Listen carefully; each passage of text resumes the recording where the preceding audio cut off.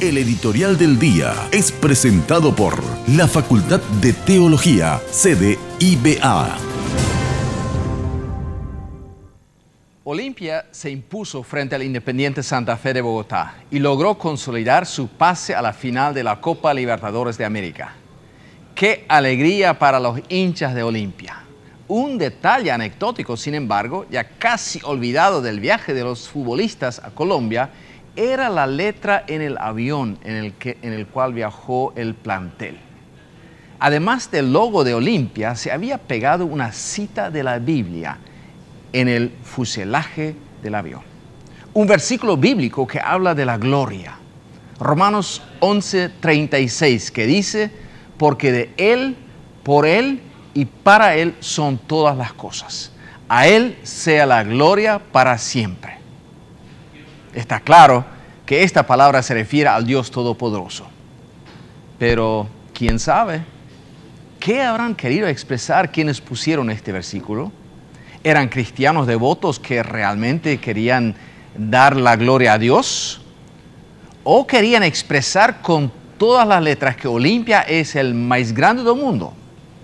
Entonces la idea de la cita bíblica sería esta: porque de Olimpia, por Olimpia y para Olimpia son todas las cosas. A Olimpia sea la gloria para siempre. Qué mal me siento al decir esto. No por ser un hincha de otro club, sino por abusar del nombre del Dios Altísimo. Todos sabemos que esto tenía un eco en las redes sociales. Los comentarios en Facebook se podría clasificar en 3 categorías. Algunos opinaban que por poner a Dios en primer lugar y darle toda la gloria, a Olimpia le correspondería mucho éxito. O sea, con esta postura el Club Olimpia habría logrado la bendición de Dios en el reciente pasado y también en vista al siguiente partido. Otros expresaron que esta cita bíblica era pura locura, fanatismo, una ridiculez hasta decir basta. Y un tercer grupo simplemente opinaba que no debemos mezclar la religión con el deporte. Antes de responder a eso, debe decir esto. Personalmente, creo que el deporte es algo muy bueno e importante para una sociedad.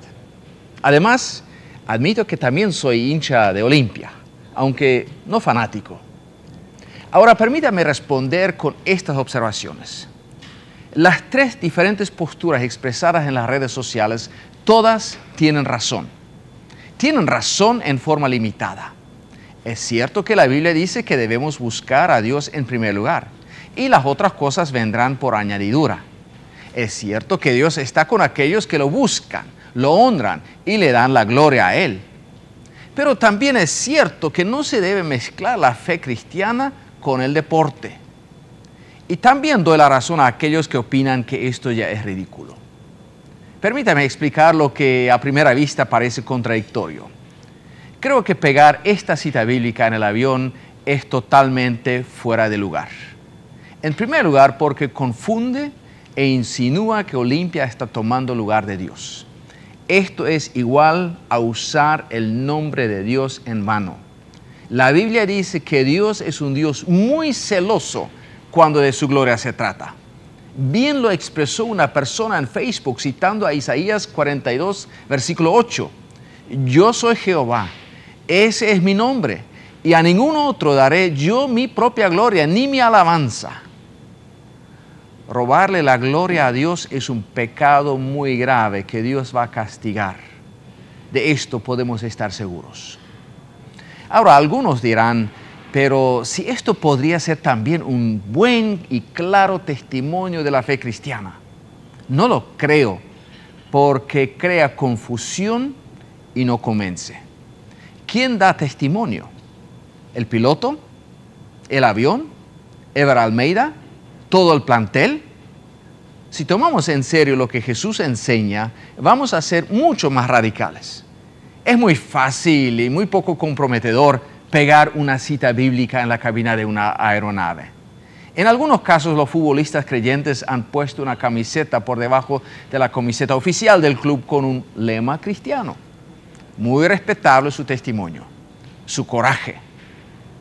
Pero no solo lo hacen los creyentes evangélicos. Los católicos mucho más a menudo se identifican públicamente con su religión al santiguarse. Más allá de todas citas bíblicas y símbolos cristianos, creo que el testimonio en la cancha es lo más convincente.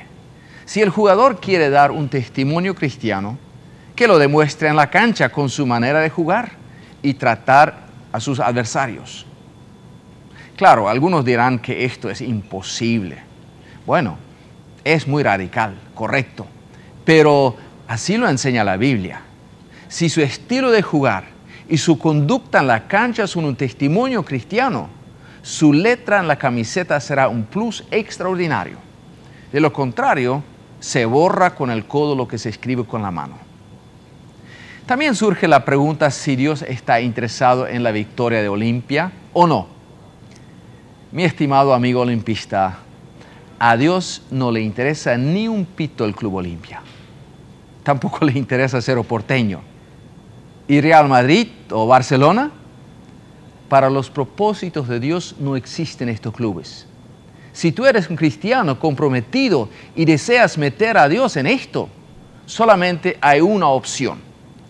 Tú puedes orar a que los futbolistas creyentes sean ejemplarmente cristianos en su conducta en la cancha, que no sean violentos, que no mientan, que no protesten constantemente. Tú puedes orar por la ausencia de la violencia entre los hinchas. Tú puedes motivar a tus cuates olimpistas a no sobreponer el fanatismo a las relaciones humanas. Tú puedes opinar en las redes sociales en contra de aquel fanatismo que provoca la violencia y desprecia a los demás. Pero no ores que gane Olimpia.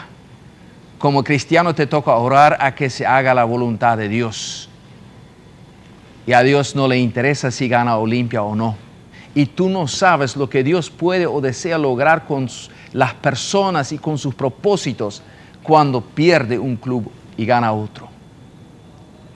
Así que meter a Dios en el deporte puede ser muy desafiante. Implica negarse a sí mismo, procurar el bien de los demás, buscar la paz, honrar y adorar a Dios sobre todas las cosas. Dios nos ha dado el gusto, los intereses, un cerebro y la capacidad de tomar decisiones. Dios no te prescribe qué comida debe gustarte. Para eso te ha dado el gusto. También te dio la inteligencia que te dice qué comida debería gustarte por ser la más saludable. Así tampoco Dios te prescribe a qué club hacerte hincha. Es tu decisión. Pero Dios te dice claramente que Él no permite que se le robe su gloria. No importa si se trata de un club, de una estrella del cine, de un presidente muy poderoso o del Club Olimpia. Dios tampoco permite que sus hijos adoren a otros dioses. Y el deporte para muchos ya es una religión. Si tú te das cuenta que tu fanatismo para tu club ya es como una religión, estás practicando idolatría. Y no creo que a Dios le guste eso. ¿O te parece que sí? Si nuestra entrega a Dios y nuestro entusiasmo para el reino de Dios fuera tan fuerte como nuestro fanatismo deportivo, nuestras iglesias serían otras. ¿No te parece? El editorial del día fue presentado por la Facultad de Teología, sede IBA.